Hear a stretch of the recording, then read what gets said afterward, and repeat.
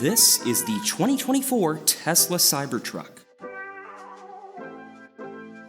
Before you jump to any kind of conclusion about this car, watch this video.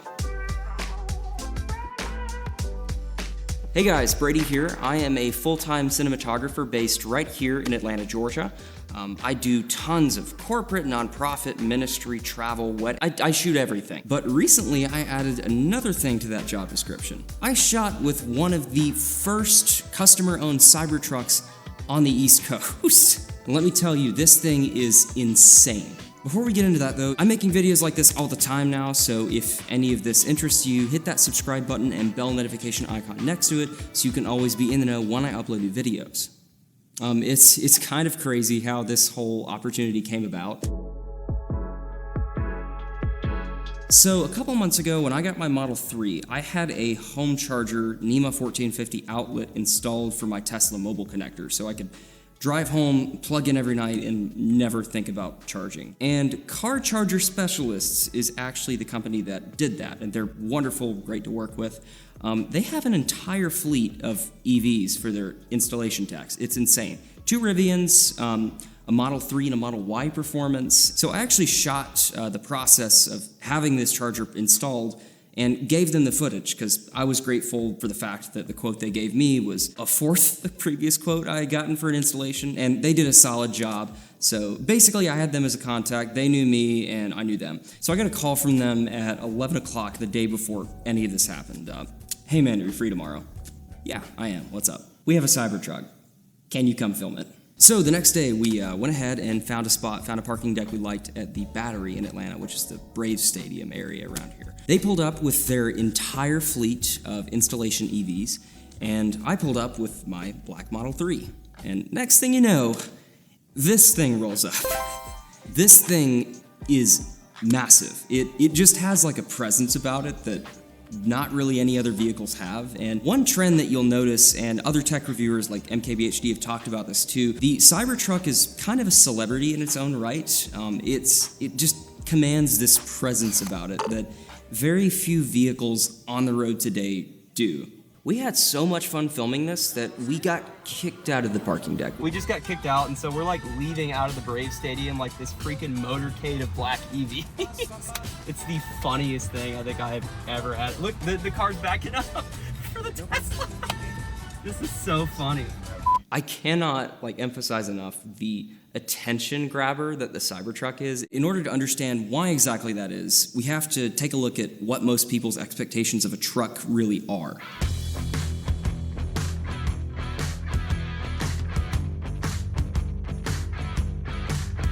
Typically, when you think of a truck, you probably think of something like a Ford F-150, a Chevy Silverado. Take all of those expectations that you have, throw them out the window. This is something different. And it's fair to make those comparisons because obviously if you're in the market for a truck, you're gonna want to get something that could get the job done well. But to compare the Cybertruck to something like an F-150 is kind of a disservice because they're not the same thing. An F-150 is an F-150. When you buy it, you know what you're getting, and you're buying it probably because you need an all-purpose truck vehicle. But when you buy a Cybertruck, you're not necessarily buying it just because you're buying a truck. It's so new for one thing that you're buying it because it's the fucking Cybertruck. But also, it still does truck things very well. It's just different. It has a very spacious cargo bed and a tonneau cover, which comes up, it's motorized, and yes, it tows things. It's got a lot of torque, which is what kind of differentiates it from something like a standard F-150 at 1500. Obviously, if you need something with torque, if you're towing a lot, you're probably gonna end up going up to a 2500 or a diesel. But with the Cybertruck, the torque is there for what you need to tow. I'm a huge fan of the white interior. It's very spacious. The cabin feels great to sit in. The inside cab of it is very similar to something like a crew cab. Your passengers are gonna be comfortable, so you're not gonna have any issues hauling people or cargo around in this for the most part. The angular design of the Cybertruck gives it this footprint. It feels a lot larger than it really is, but when you put it up next to something like a Rivian, it's not terribly different in terms of footprint. And this design is probably the most controversial talking point of the Cybertruck. Some people love it, some people hate it, and that's fine. The way that Franz, the chief designer at Tesla, described it in one of the recent interviews, I think it was with Jay Leno, you're probably gonna have 50% of people who love it, and you're also gonna have 50% of people that hate it. But that's fine. They're not making it for that 50% that hate it, they're making it for the 50% that love it. And obviously, the design approach to Cybertruck is way different from something like a Model 3, like what I have. The Model 3 and Y are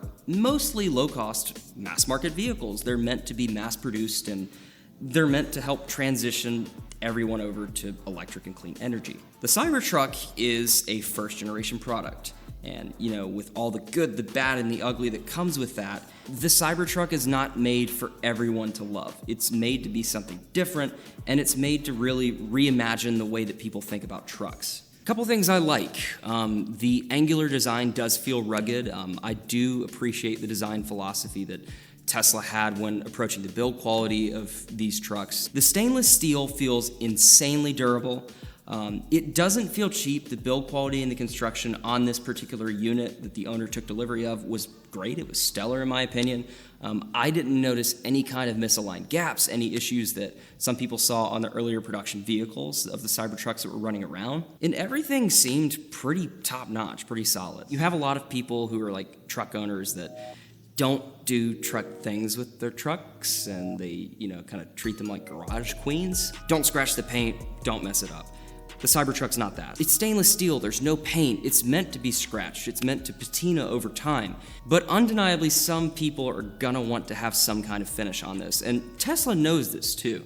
They've started offering matte wraps for Cybertrucks, so you see a lot of people going out and wrapping these up with matte black, red, there's some pink ones out there. And that's what the particular owner of this Cybertruck chose to do himself. He actually got a matte black paint protection film over it, and he had this really cool, like, gloss black racing stripe down the middle. It was just super cool overall.